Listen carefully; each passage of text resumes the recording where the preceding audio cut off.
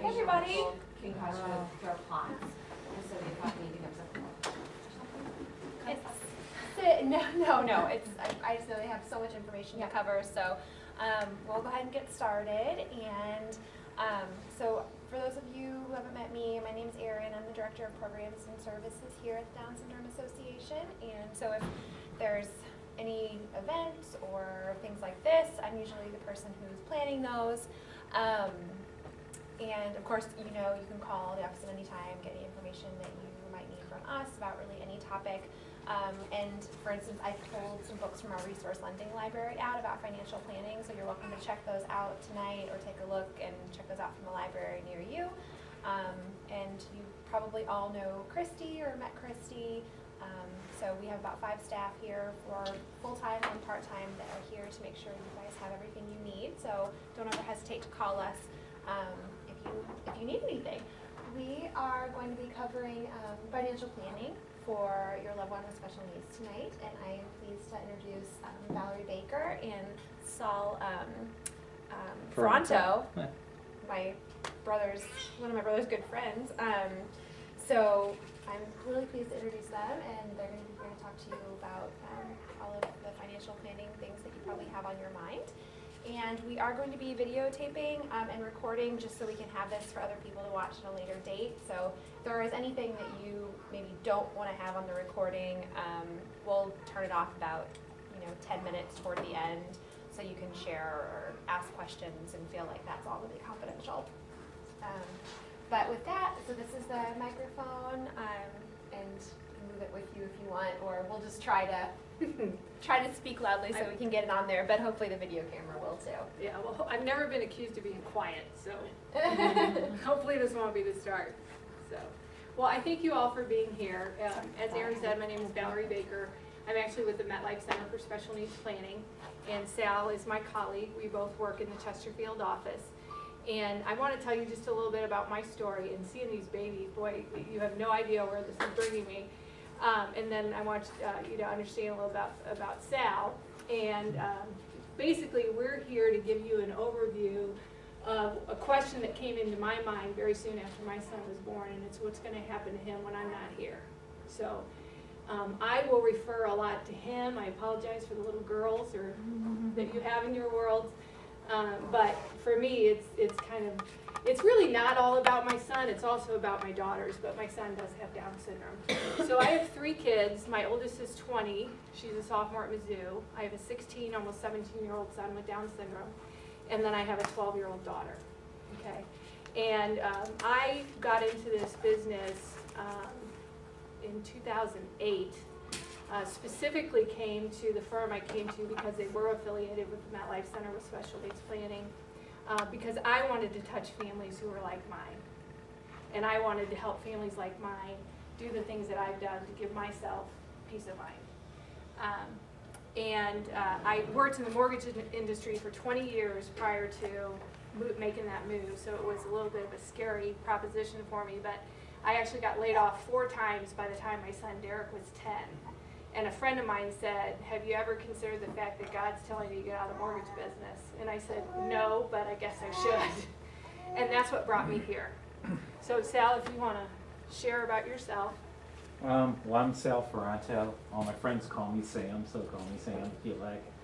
I have, my oldest is 33 years young. I just became a grandpa for the first time, which is exciting. And then besides that, I have twins, Michael and Megan, who are going to be 27. And Megan was born with Down syndrome and hydrocephaly. And so, as Valerie shared, we are very passionate about what we do here as far as planning for, our special needs children, because it's something that, has touched our hearts, as it's touched everybody in this room's heart. And, it's just something that we are extremely passionate about being able to, offer information to families and offer guidance and direction in any way that we can to make the world a better place because, you know, our 27-year-old is just, you know, a gift from heaven. And she is just the light of our life, and I wouldn't have her any other way. And so we're kind of all in the same boat, being as families sharing the same. So we're kind of all in this together, and it's a great thing. It's a great thing. It's a fabulous. My daughter has a bit more of a social life than my wife and I do, and I think that's absolutely wonderful. So Valerie? Okay, so just to tell you a little bit about the center, the MetLife Center for Special Needs Planning was founded in the late 90s. And it was actually founded by a group of families who worked for MetLife in our corporate office in New Jersey and thought that there wasn't anybody out there helping their family because they were all families who had children with special needs. So they created the center. Hi! They created the center to serve their own families. Since then, we've grown to having planners in almost all 50 states. And, you know, we go through a certain training process and that sort of thing in order to make sure we have the appropriate credentials to give you the information that you need. Most of us either have a child with some sort of disability or a, you know, brother or sister, a cousin. You know, there's some way, somehow, people with special needs have impacted our lives and kind of drew us into this type of financial planning. So, again, this is what we're going to talk about, right? I'm a financial person. I'm a finance major from Missouri State. That was not the name of it when I went to school there. But the very first thing I thought of after Derek came along is, okay, the kid has a sparkle that you just can't imagine in his eyes.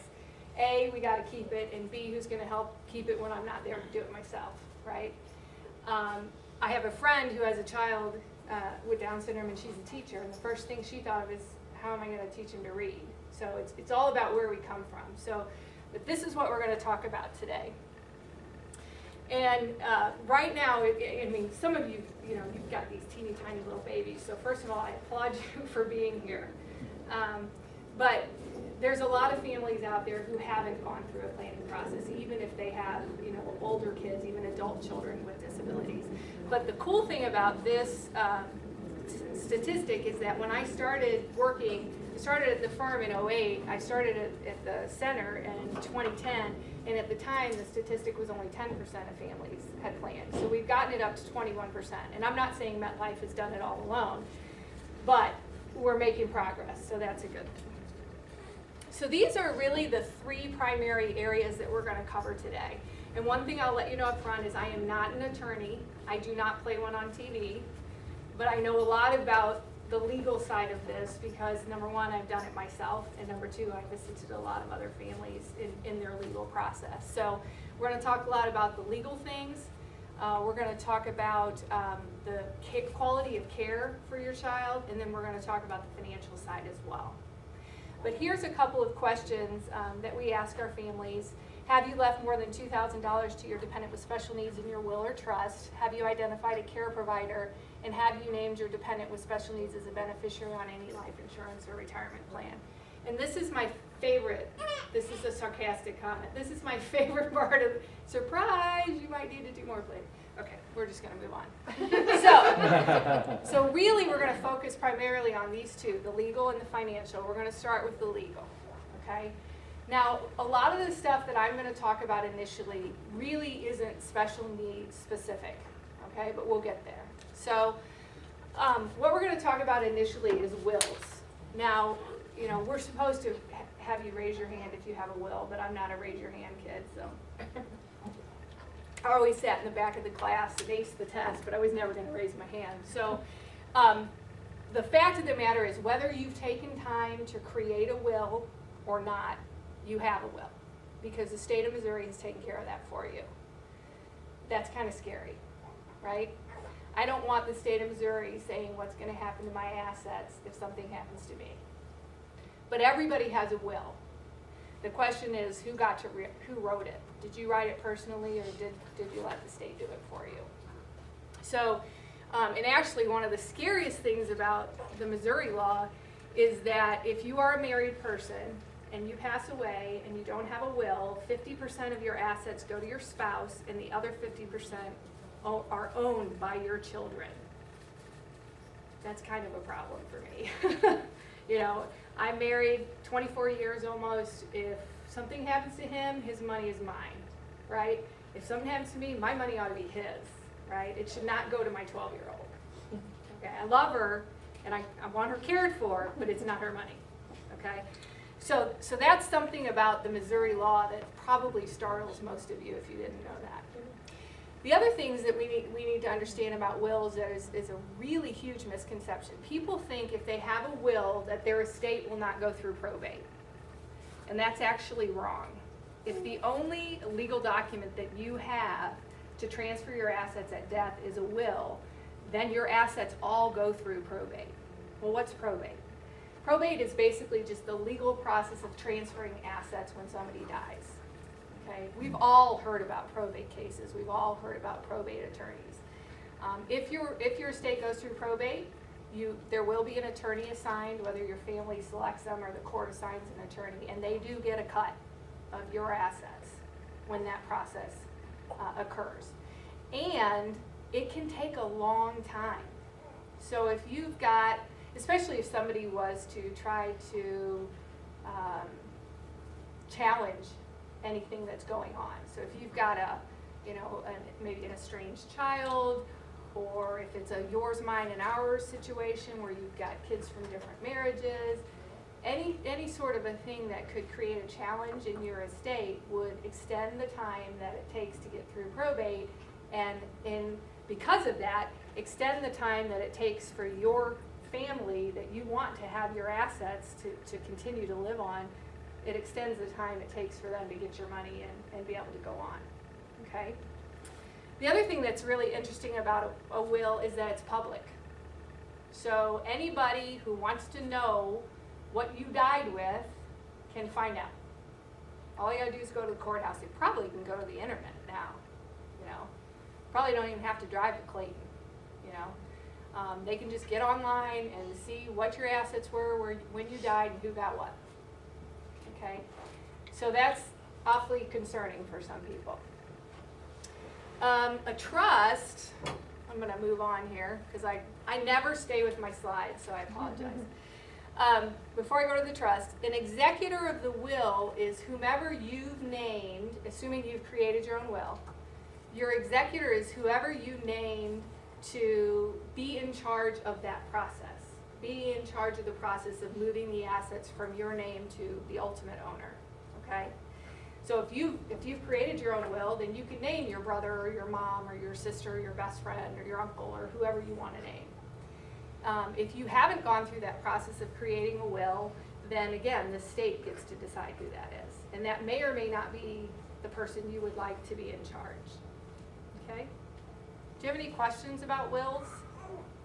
And at any time, if you have questions, you're welcome to holler at me. Okay, and Sal, jump in whenever you want to. Okay, so now we're going to talk about a trust. One of the misconceptions of a trust, you know, people think of trust and they think, you know, I'm not a trust fund baby. I'm not a Rockefeller. I'm not a Kennedy. You know, I'm not, Bill Gates is, you know, not my uncle. There's no reason I need a trust. Well, a trust could be set up for anybody for any amount of assets. The cool thing about a trust is that it allows you a whole lot of flexibility to administer your assets or pass your assets when you die.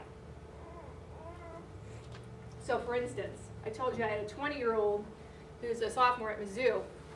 When she was about 14, she was going to go to UCLA. I wasn't very happy about that because I figured she'd go to California and never come home, right? But she was just absolutely convinced she was going to go to UCLA and she was going to be a Bruin and whatever. So when my husband and I at that time revised our trust, we actually put a stipulation in the trust that said we would pay for the University of Missouri-Columbia or its equivalent. So she could go to UCLA if something happened to us. She could go to UCLA, but we were paying for Mizzou because her younger sister is 8 years younger than her. And I didn't want her to take off to, you know, California, take all my money with her to pay for her college, and leave nothing behind for a brother and sister.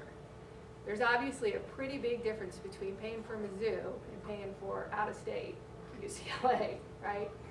So a trust is really just a box. If you can imagine a trust as a shoebox to hold your assets and for you to, in a very detailed manner, describe how you want those assets to be held when you're gone. That's all it is. It's just a box. Okay? It's nothing fancier than that. Now the cool thing about a trust is it's not public. So if you have a nosy neighbor, or if you have a yours, mine, and ours situation, or you have any other situation where you might want to keep that information private, anything that is passed through a trust, nobody can have access to that with the exception of the trustee. And the trustee is basically the same as that executor of the will. So, you might name again your brother or your sister or your mom or your best friend from college or whoever that might be. Whoever that trusted person is for you, you can name the same person in a will that you could in a trust. And that's the only person who gets to know all the dirty details, if you will, of how those assets are transferred. Okay? Any questions about that? Now, like I said, this is just general law. This has nothing to do with special needs. Okay? That's just what's a will, what's a trust. We're going to go back to this question. Have you left more than $2,000 to your dependent with special needs in your will or your trust? Here's why it's important. And for those of you with babies, this might be something new. Derek is 16 years old. He will be 17 in April. Actually, I do all this work for nothing because he's going to be on the Disney Channel, and he's going to fly me to California to live with him and take care of his house, and he really doesn't need the planning work that I've done. Okay. However, if that, plan A doesn't work, Mom's worked out plan B. Okay. If you have a child who is disabled prior to the age of 21 or 23, 21, 22, 23, somewhere in that neighborhood, at the age of 18, if they have not received government benefits prior to that date, at the age of 18, you can apply for SSI and Medicaid. Okay? Why would you want to do that? Well, there's a ton of reasons you might want to do that. And you may not even do it for the money. What we have found, and again, we're pushing up to that, that mile marker, if you will. A lot of programs for adults with disabilities, whether it be residential programs, recreational programs, work programs, are all centered around whether or not that adult is Medicaid eligible. So if your child is 18, 19, 20, 35, 62, whatever the number is, in order to open that door for some of those government benefits, some of those government programs, you have to qualify for Medicaid. That's your door. That's the way to open the door. Now, after you open the door, there could be a waiting list to get the job coach or to get into the, apartment you want your child to live in or whatever that might look like. But to even open the door, your child has to be eligible for Medicaid. Well, the federal law says that in order to be eligible for SSI, which is Supplemental Security Income, your child cannot have, or you as an individual cannot have more than $2,000 in assets. That's your limit. If you've got $2,050, you're too rich, you don't need it. Okay? In the state of Missouri, for Medicaid, which is a separate program, you can't have more than $999.99 in your name. Okay? So again, go ahead. In the child's name? In the child's name. Yeah. Now, and you bring up a really interesting question. What if you have a child who needs Medicaid today because they're incredibly involved? Maybe you work, they're covered under your insurance, but the insurance is exhausted, and you have so much medical expense, and there's families out there like this, that your child needs those services today. They're not 18, they're 1, 2, 6, whatever. Then you as the parent are the one who is trying to qualify for those needs-based benefits. and your resources come into play. Now, in my situation, Derek doesn't receive any government benefits. Now, he gets lots of services through the school district, but he doesn't receive government benefits. He's not on SSI, he doesn't get Medicaid. And I don't need any of those adult programs because we're not there yet. Because if that were to occur, my income, my husband and our income, our assets is what is determined, do you have too much to receive our assistance? But I know a lot of families, and I work with a lot of families who have incredibly medically involved kids who might need 24 hours nursing care, and they're on vents and all kinds of other crazy stuff. And they do struggle because basically mom and dad almost have to put their financial life on hold until the kid turns 18, and then they can start saving for retirement again. Otherwise, you're going to have too many resources and you can't get the coverage.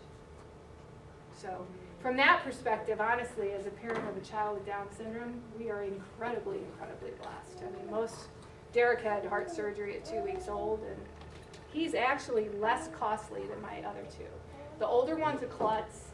Like, yeah, I shouldn't say this in front of the tape. She'll find it, wow, Mom. But seriously, she's in 8th grade and she got a needle stuck in her finger. How do you do that? I mean, well, I know how you do it. She was talking, texting, and sewing. That is not a good combination. And the needle went straight through the finger and broke off. So she's a klutz, and the younger one's just really kind of a hypochondriac. So Derek is like the cheapest medical kid of mine. He never complains, he's never sick, he's always good. Okay, so bottom line is we as parents of kids who may need those services when they get older, we need to prepare now so that when our kid turns 18, they don't have, mom and dad and grandma and grandpa and all these other people haven't tried to start accumulating money for them and put it in their name. Okay, does that make sense? Okay, so what's a possible solution? The possible solution is a special needs trust. It's not real different than the trust we already talked about. You name a trustee, it's a box to hold assets, it's something you have to do with an attorney, okay? But the difference between a regular trust, like a revocable trust, which is what we talked about before, and the special needs trust is the language within the trust. Excuse me, and the language within the trust says something along the lines of, all of the assets within this trust are to be used to, not to supplant any benefits that my child can receive, but to add over and above those things. So things that SSI can't pay for, or things that Medicaid can't pay for, my trust can pay for. One very good example is glasses. My son has had glasses since he was like 2. Now, the first pair he threw away, never to be found again. His ophthalmologist was a very brilliant man who said, you know what, initially it was a lazy eye. His eyes corrected enough, he can see good enough, let's just wait until he's a little older and realize glasses, why they're there. So we didn't get him again until he was like 5 or 6. But the Medicaid plan is that you get glasses in year 1, in year 2 you don't, year 3 you don't. So basically you're blind for 2 years, and then in year 4 you get new glasses again. So for those of us who have not the best eyes, how often do our prescriptions change? All the time, right? So the Medicaid plan is, I can see for a year, be blind for 2, see for a year, be blind, not be able to see for 2, right? Not a great plan. Your special needs trust could pay for glasses in years 2 and 3 because it's not replacing something that Medicaid would pay for. Now it can't pay for the glasses again in year 4 because again, Medicaid's there, oh yeah, we'll do it again, okay? So it's really important when you set up this kind of a trust,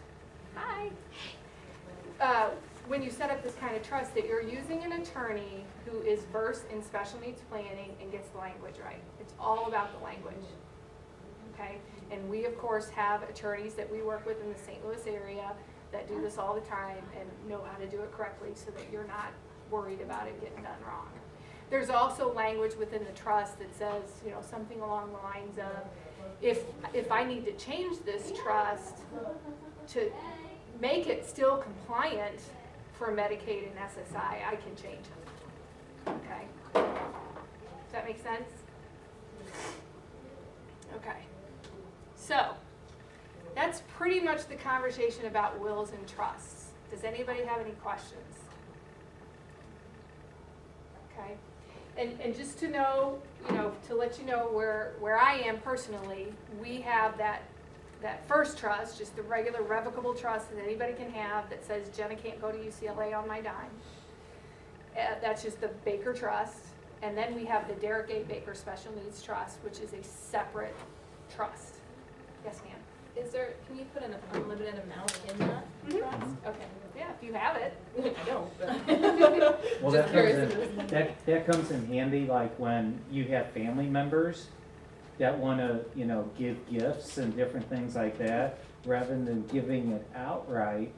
It's very important that they can make this gift to the separate special needs trust of an unlimited amount of money, and that will not make your son ineligible for government benefits. So what's the best way to go about that? Like getting money from other people, just give it to the parents to put it into the trust? Well, that's Or is there a way they can? Yeah, what we typically find is that families, they want to help. They want to get involved and they want to be part of I know what we've experienced with my daughter Megan. They always wanted to be part to make sure that she was always going to have a good life. And they were, you know, giving us contributions or giving her money. And I said, no, what you need to do is we set up our own special needs trust outside of our revocable trust, which therefore they can make capital contributions direct to that trust, and that money, it can only be used for her. And any benefit, like if we go on a family trip to Florida, it could pay for my daughter Megan to go and pay for one caregiver to attend. So that would be like one of us family members be able to go. Or any other expense that you would have, but not two, okay, only one. So as long as you abide by the rules of the trust, it's a great way for family members to properly funnel that capital for the future needs of your child. And that would be done even via their own estate planning documents. Is this your mom?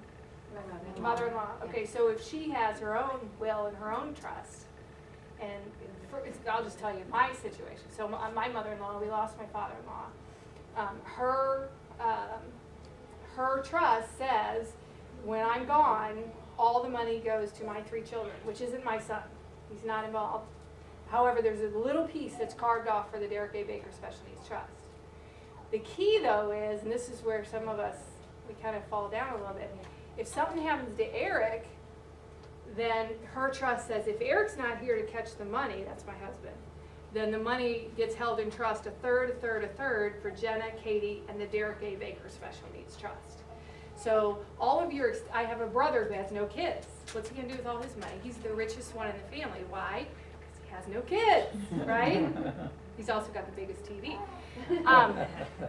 Where's all his money gonna go, right? Well, he's done his own revocable trust, and he's named his 9 nieces and nephews. 3 of them are mine on both sides of the family. And it's all, you know, all 8 of them, and the Derek A. Baker Special Needs Trust. So one of the things that we really encourage our families to do after you've gone through this process is you've got to talk to Aunt Millie or Uncle George or, you know, Grandma and Grandpa or, you know, the brother or sister who has no heirs and say, here's what we've done. This is why we've done it. And if you know, if you want to give all your money to the Humane Society, that's fine. But if there's any way that your money's going to come to my kids, this is how you got to do it. And you can blame it on us. My mean financial planner said I have to tell you this, you know. But it's important that the whole family understands what it looks like. so that they appropriately do their own planning to make sure nothing accidentally gets into your child's name. Valerie, a true story that goes along with that. I did a session last August down at Children's Hospital for the Tubular Sclerosis Alliance Society. And we're doing planning for the director, but in the presentation was the director's mom and dad. And dad is very wealthy. And after the session, he came up and said, we just had all of our documents drafted, and what I learned today, I've really made an error because I got $1 million that I'm leaving going directly to my granddaughter, Lila, who has special needs. And so we're meeting tomorrow with a special needs planning attorney because he needs to redraft his documents because he realized that all that money was made payable to her. That would now make her ineligible for some of the government benefits. But just having it now go into the trust that will soon be developed and changing his documents, it's going to save an awful lot for the family. And the money's going to go where it needs to, and the government benefits are going to come in. And that's why it's important, like Valerie said, to have your family involved in the planning so that they know that good Aunt Tessie, is like we call her, didn't leave money outright directly to my daughter Megan, Derek, whatever the situation is. So Yeah. it's a family affair. Absolutely. And before I forget, and then we'll move on to guardianship, there are two kinds of trust, because I just really want to blow your minds today. Okay? There's what we're talking about is what's called a third-party trust. Okay? And it's a third-party trust because I'm mom, it's my money, and I'm creating a trust for Derek. Right? It's my money. He has no control. Money can't be paid to him. You know, in Sal's situation, if we send him to Florida, the money pays U.S. Airways for his ticket. It doesn't go to Derek for Derek to pay for the ticket, okay? He has no control. He can't demand, right? The beauty of that is when Derek passes away, I get to say where that money goes. So it says, you know, this money is to be held in trust for Derek as long as he's here to receive benefit. When he passes away, it goes to Jenna and Katie. And if Jenna and Katie aren't here, it goes to their kids. And if we're all gone, it goes to nieces and nephews or their descendants, okay? That's a third-party trust. It's my money. I set it up. I don't have a bill with the state of Missouri. Derek got started with a bill with the state of Missouri when he got his first therapy at 2 months old. I have no idea how much money he owes them, but if your kids are in First Steps, they already got a bill. They owe money, okay? So the other kind of trust is what we call a first-party trust, okay? A first-party trust, I am a person with special needs. I have money, and I'm putting it into a trust. Why? Because I don't want to have to spend it all before you open that Medicaid door so I can get help in a residential center or a work program or job coach or whatever. And it could be a person who had disabilities as a young, 20-year-old or baby or whatever, it could be genetic. Or it could be an adult who had a brain, traumatic brain injury in a car accident, or an elderly person who has Alzheimer's. They have their own assets. But you can set that money aside into a special needs trust, not drain it to get help from the state. The key difference is when that beneficiary dies, guess who's the first beneficiary on that trust? State of Missouri. The first thing you get to do is pay back your bill. And like I said, Derek's got a bill. He started in First Steps. He was 2 months old the first time we were in a therapy center at the Bell Center. So he's got a bill. I don't know what it is. Okay? So it's very important that you never commingle those funds, right? You never want to commingle first-party funds with third-party funds because it's ugly. And if Tessie did leave your kids some money, you can very quickly create a first-party trust. Hold it out there, not lose the government benefits, because that's what it's all about. You've got a 25-year-old adult, they're living in some sort of residential community group home, whatever, apartment, I don't care. And they have to be Medicaid eligible, and Aunt Tessie leaves them $3 grand. Guess what? They got nowhere to live. They got too much money. Or you can spend it all in 2 days, you know what I mean? That's why it's so important, okay? Because once you got these benefits, you don't want them interrupted. You know, for our kids, if we're not receiving benefits until they're over 18, it's not that big of a deal yet, unless something happened to you before it should. Are you gonna go more into trust? Like, I was kinda wondering about the rules.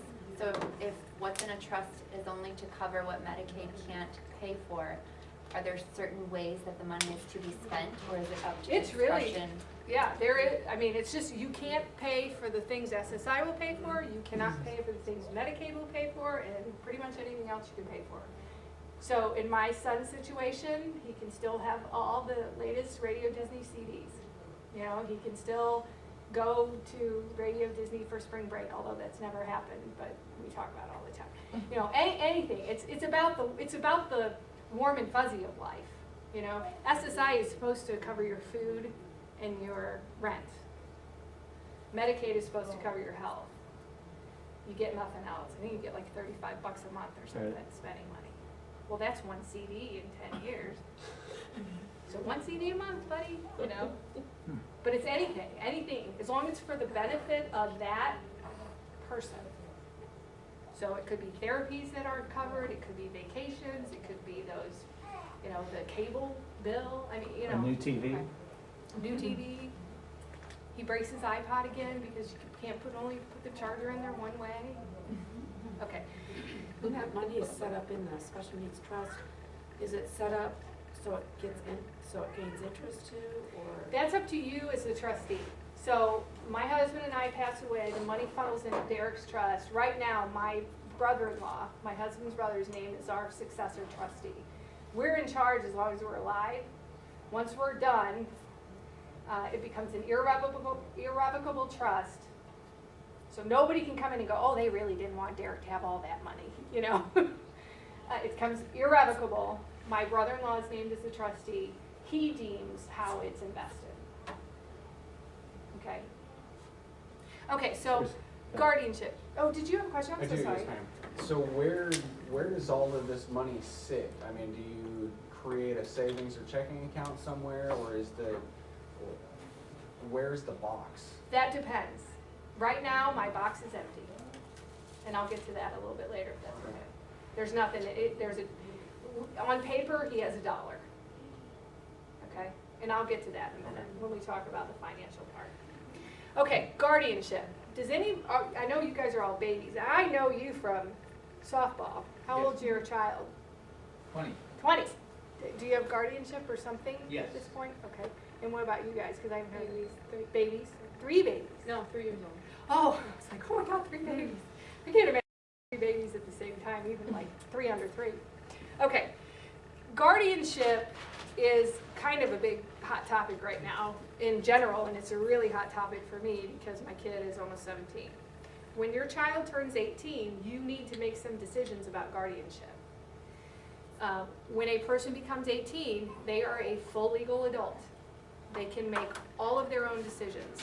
They can choose to quit school. They can choose not to not to get the needle in their arm to get their appendix taken out that's burst because they don't like the needle, all right?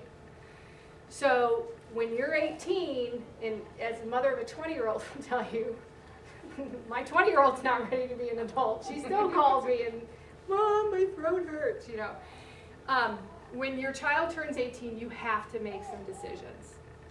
Do I want to become my child's guardian? And by doing that, do I want to basically say my child is unable to make those decisions for himself or herself? Yes, sir. Can I make an interview? Tell you to live in the state of Missouri, I just want to make an interview.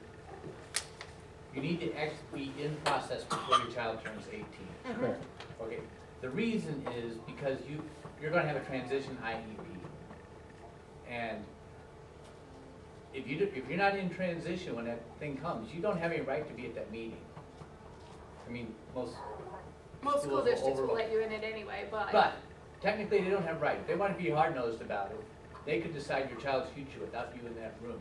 But if you have it in transition, you can Scary. say this is before the court, and the court date has been set. We've met the lawyers, stuff like that, so they can't do anything with that. So really, you need to be, They say 17 and a half. Yeah. right. You need to start the process. So don't think 18. Yeah, It's, yeah, that's the turning point when your child wakes up on their 18th birthday and they're now a full adult and you have no say, period. Okay, now, I'm not advocating for full guardianship, that's not what I'm doing. But what you need to know as parents of children with special needs is when they're 17, that's why it's up and coming in my world, you need to be making some decisions about what is that gonna look like for my family. Every family is different. There's no right or wrong, answer. You can get full guardianship in the state of Missouri. You can also get partial guardianship, which means you might say, well, I want to be involved in the education and the medical decisions, but we're going to let him decide where he lives and where he works. Maybe that's the right decision for your family. I also know some advocates who don't like guardianship at all and say, you know what, have your child sign a power of attorney that says you have the ability to help them make medical, financial, education, work, residential decisions. That one's I think that's honestly the route we're gonna take in the short term. And the advice that I've received from counsel is, well, you can do it until it doesn't work. Because, you could sign a power of attorney for me, I could sign a power of attorney for you, right?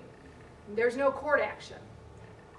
And if at some point it doesn't work, then you might be sitting in front of the court. And it could be hairy, it could be a situation where the school district says, I'm not gonna look at your power of attorney. And then you're forced to make it happen quickly. So by the time your kids are older, I think that whole thing will be much more played out. This is a very new development in that area.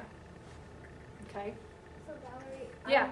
I'm thinking about this in terms of my brother Andrew, who's 28, and I don't know what my parents have done. I don't think they've done anything with guardianship or power of attorney, so I'm sweating a little bit. Now that he's 28, they can still at any time They could do either. make me a power of attorney or then sell the power of attorney or Right, whatever the case right. may And be. it's really him making you the power right, of attorney. right. It's no different than you giving your husband, assuming you're married, or your partner, or whoever, power of attorney. So if I can't speak for myself, I want my husband to speak for me. I have a power of attorney for Eric, he has one for me. My daughter's 20. If something, God forbid, happened to her, they don't have to call me, they don't have to listen to me, she's 20 years old, she's an adult. Guess what? She has signed a power of attorney for me. So if something happens to her, I can step in and care for her. So it's, and all of you who are married, and even if you're not, you should have designated somebody to talk for you if you can't talk for yourself. That's what a power of attorney is. Okay? Yeah. I just want to say one thing on the guardianship. Because someone with Down syndrome can still sign for credit cards, all kinds of stuff. If you have guardianship and gone to the court, where the court says they're not competent in financial matters, they can't sign a credit card, or someone can't talk them into a credit card and be liable for it. Right. Or buy a TV at a rental place and agree to paying 82% interest. Right. Like I said, I'm really up in the air about this. So that's nice about the state of Missouri, you can just go and say, okay, I got power of attorney over medical, da da da da da, but financial matters, I'm guardian. And then, that's nice about the state of Missouri, is it allows you to split it all up. Yeah, but I do understand that some, and it's county by county, some counties are more apt to allow a partial guardianship than others. And that's just based on that county, that judge, how they do it. So, yeah. So how much of this is county or state specific? We're both on active duty military, so we tend to be pretty nomadic and we don't know where we're gonna end up. Yeah. How much of what we're doing now is actually going to translate into his future? That's a very good question. I think from what I understand from attorneys, and that's definitely a question that you want to explore with the attorneys, oftentimes there's reciprocation.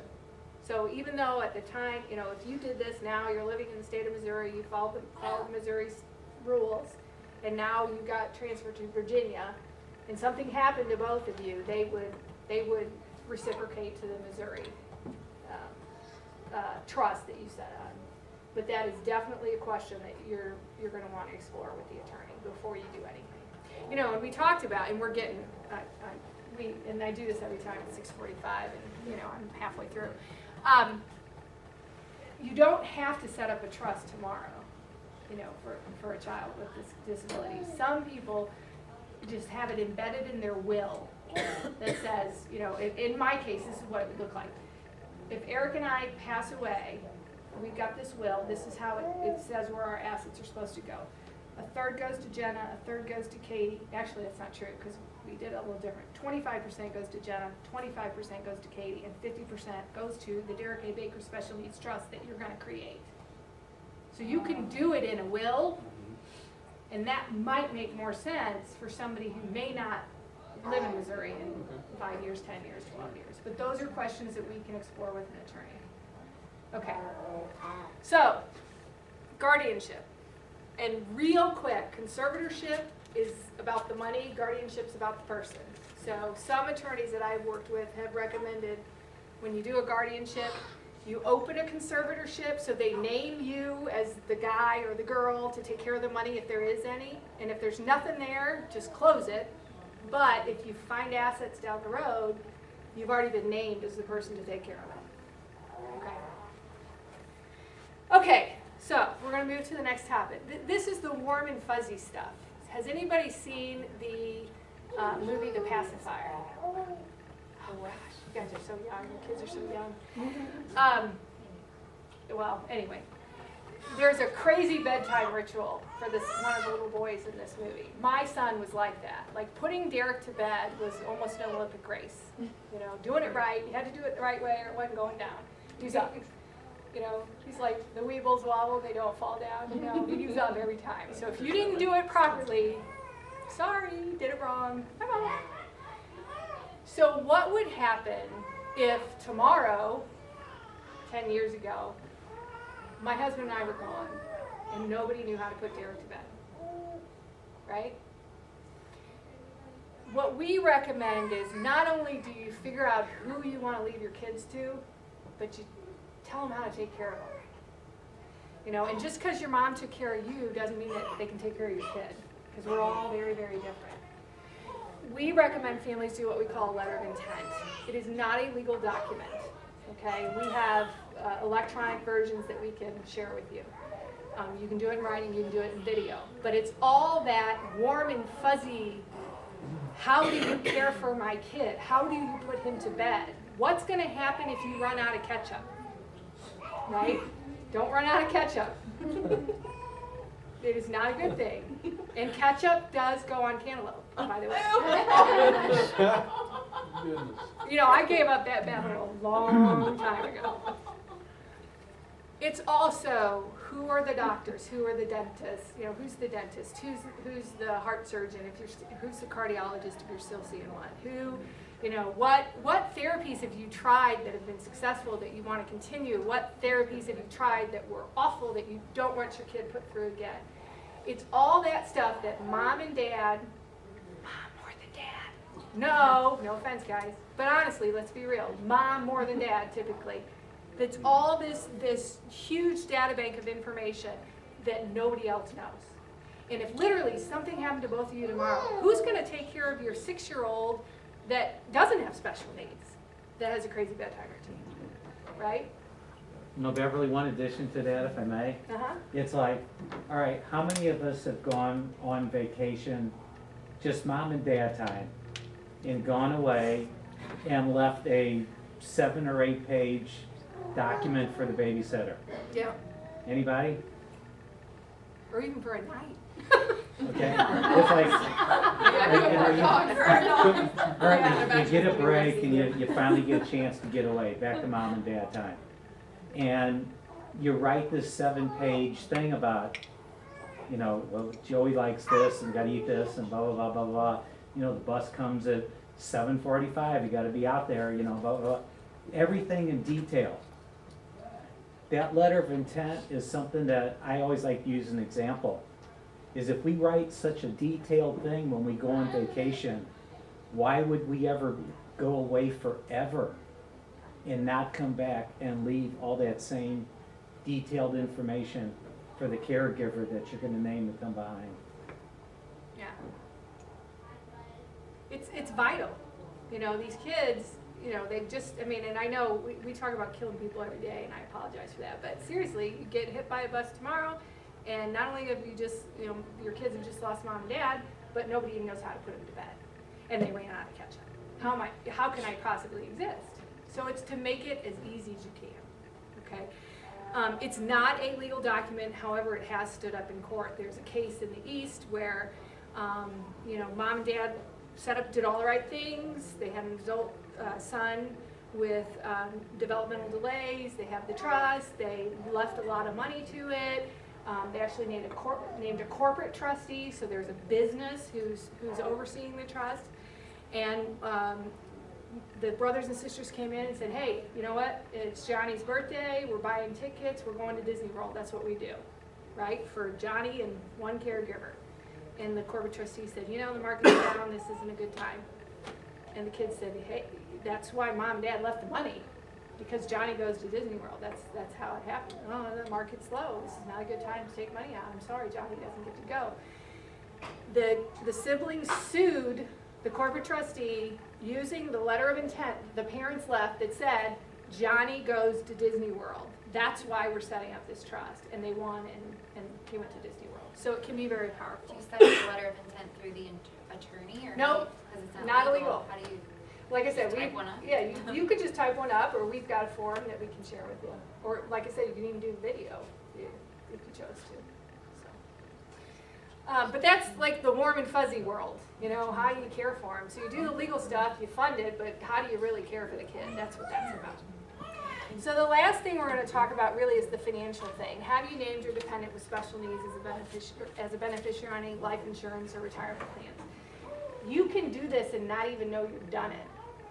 And it was worse, you know, 15, 20 years ago. On life insurance applications, it would say, you know, name your primary beneficiary, and then for contingent beneficiary, it says all kids of this marriage. Boom, check the box. You've just named your kid who has special needs as a beneficiary on your life insurance. Okay? So one of the things that we do with families that we work through is we scrub through all their finances. That's what we're financial advisors. That's what we do. But we make sure your beneficiaries are set up properly. Now, typically, you know, if it's a retirement plan, you're going to name husband or wife as the primary beneficiary. Depending upon the age of your kids, you might name another child, not your child who has a disability, because there are some benefits to leaving retirement dollars to a real person and not a box, not a trust. But in my case, Eric is mine, I'm Eric's, and if neither one of us are here to catch it, it goes to our trust, because it's not the best place from a tax perspective to leave the money, but it's the best place from the fact that the 20-year-old is 20 and the 12-year-old is 12 and Derek is Derek. So you do the best you can, you know. But we scrub through all of your beneficiaries and make sure, you know, you can do the work, but if you don't change the existing documents, you've really not done anything. So we make sure that happens. And then the question is, how do you fund it? Okay? You can put anything in a trust. You could put a coin collection in a trust, or a baseball card collection, or your retirement dollars, or your house. The things that you have to consider is, whomever I've left to take care of my children, how are they going to access that asset to take care of my children, right? So if I have a baseball card collection, it's worth hundreds of thousands of dollars, and I don't ever want you to sell it, that would not be a very good asset to leave in the trust, because you can't sell it, you still have no money to take care of my kid. You got a cool collection, but no money, right? You can't spend baseball cards. So, but you can leave anything. You do not have to fund a trust at the time it's created. Now, our revocable trust is funded. So, for instance, our checking account is in the name of the Eric and Valerie Baker Revocable Trust. We have just a non-qualified investment account that is in the name of the Eric and Valerie Baker Revocable Trust. So you can have assets in it. A revocable trust is not an individual taxpayer.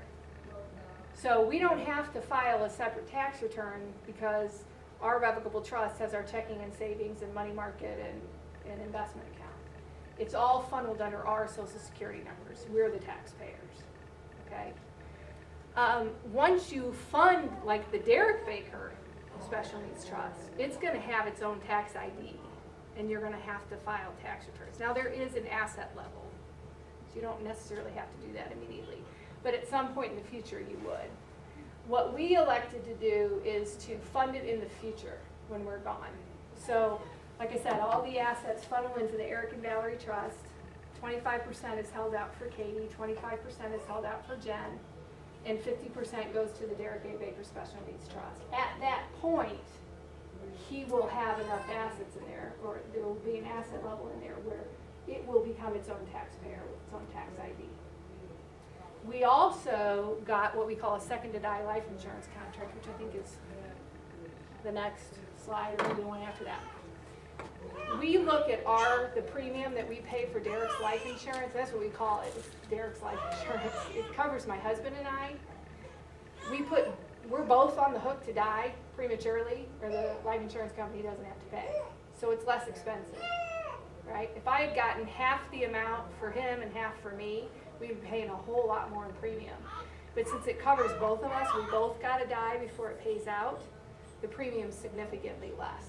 Because how likely is it that we're both gonna prematurely die, right? It's not likely. Could happen, but it's not likely. So at our death, we've got X number of dollars going into Jenna's 529, which is her college savings plan, which she's depleting. We have X number of dollars going into Katie's 529 plan, which is her college savings. And then we pay a premium for Derek's life insurance, so that when we're gone, oh yeah, you're in the right place. They're in the back. Come on in, you're fine. So that when we're gone, that life insurance contract funds that trust. So even if I spend all of my retirement dollars, because Eric and I had this conversation. I don't want to say to him when I'm 80 years old, honey, can we afford Steak and Shake, or do we have to leave that money for Derek? So we did the life insurance. It's separate. It's there. It's paid in full by the time we're retired. We never have to make another premium payment. And I know he's going to have money when I'm gone. Period. So it's a permanent life policy? It is a permanent life when you policy. die, no matter what? Right. And there's different kinds of life insurance, which is what this slide is, because of course I always get ahead of myself. You can get term coverage, you can get permanent coverage.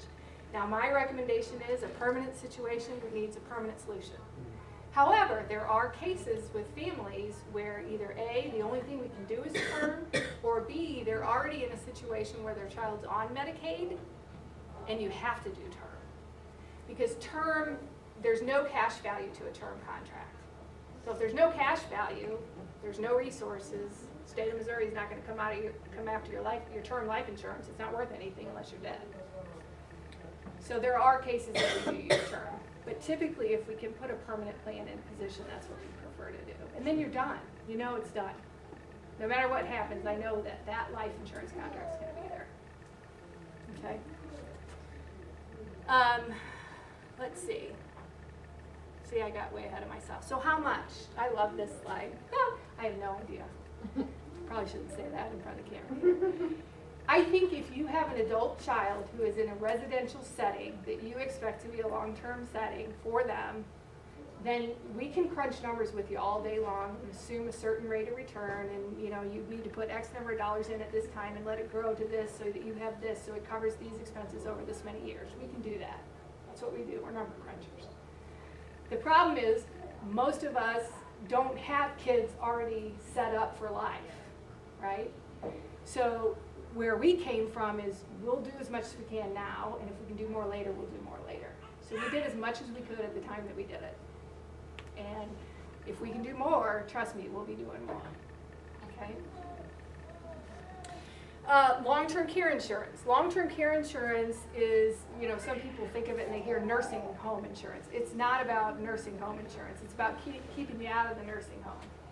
And if your plan is to keep your child at home with you for as long as you can, how are you going to stay at home? You might need help. And maybe your child with special needs becomes your caregiver at some point. But there might be somebody else you need, some other assistance with. The other thing that long-term care insurance does is it protects your assets. So again, if I'm, you know, if part of my plan is to leave that permanent life insurance contract and that, you know, whatever else is left over kind of thing, well, how am I gonna hold on to my assets if I get into a long-term care need and now I need care? Well, long-term care insurance helps my expenses so that I don't spend all the money that I'm trying to set aside for Derek.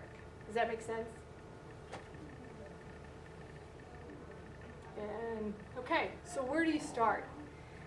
I know this was overwhelming, especially for tiny little people in your world. But I say start today. Tomorrow is often the busiest day of the week, right? Don't put it off. I know you've got tiny little people in your world, but you don't know what's going to happen tomorrow. You know, we don't know when our expiration date comes up. You can't do it too soon, okay?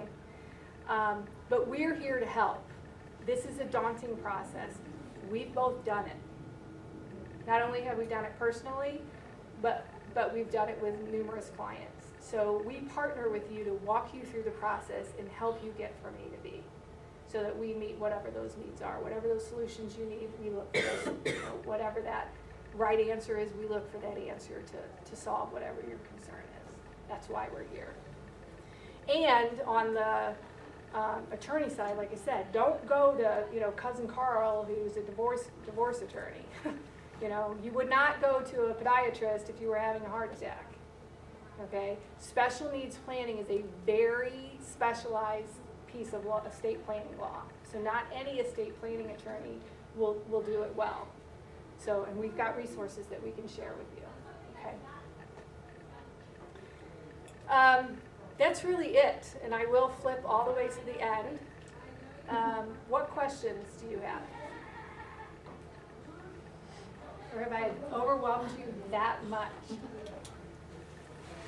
So basically, unless there's money available immediately, until a child is 18, there's no real need to set up an active special needs trust. Not an active trust, not a funded trust. I think it's probably better said. But like you said, have it in the will Right. stipulating that one be You could do it that way. established or Yeah. funded Yeah. when the need arises.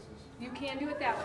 The reason that we elected to set up Derek's own standalone trust, if you will, is because there are other people in our family who have named that trust. So if you have people in your family who want to help or can help, or if, like my situation with my brother, he has no kids. Well, where's all his money going to go? So instead of several people just naming it in their will, there has to be a fund that they can actually name and Yeah, say, I don't, because we want it to think go of the to this. logistics, the Yeah. nightmare of the trustee. So let's say it's, people a generation above you and 16 of them leave money to your kid and there's 16 different trusts and now you're administering all of them. So if there is one set up that is unfunded, it can be the target, so to speak, for Everybody can name it. several wills Derek in A. the Baker future. Special Needs Trust dated February something. Now, once you set whatever. it up, it's just idle. Is there a fee to maintain it, or is there a cost involved? It's just There's a out cost there to set it up, initially. but no. Beyond that, there's no cost. Okay. Yeah, it's like having an empty box. Yeah, it's just an empty box. Yeah. It is a cost to set it up. That depends on the attorneys. I mean, attorneys, honestly, they can go, and it also depends on whether or not you're gonna do the full-blown, powers of attorney, your own revocable trust, the special needs trust, medical power, I mean, they'll do it all.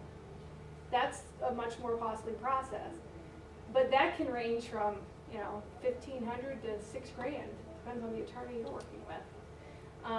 I am a big proponent to talk to more than one attorney and to say, what is this gonna cost me? How am I going to pay you? And if you don't have that comfort level that you can ask the attorney, what is this gonna cost me? Then you probably shouldn't be working with that attorney because you don't have the comfort level that you need to have the conversations you need to have to make the plan right for your family. I had a situation like that. Do you mind passing these out? I had a situation like that with a client, and she was paying top dollar for this plan that they were going through, and she wouldn't ask him any questions. She kept calling me. Well, I'm not an attorney. I mean, I do know a lot about this law because I've done it personally.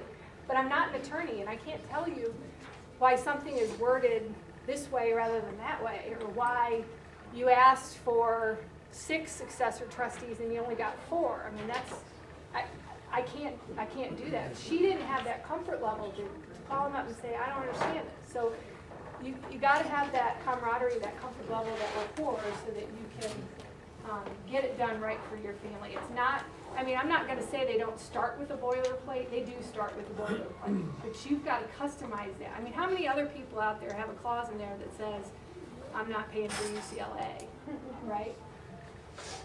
You've got to have it customized to your family situation. So I'm passing out evaluation forms for you. They serve 2 purposes for Sal and I. Number 1, I'd like some feedback on the presentation, because the only way that I get better at delivering this information is if you tell me where I fell down. And number 2, if you would like us to reach out to you to walk through this process with you, we will meet with you complimentary and talk about how we do what we do and how we help families, and then you can decide if you want to proceed with us. Okay? So you'll tell me on the form that you want to visit further. Okay?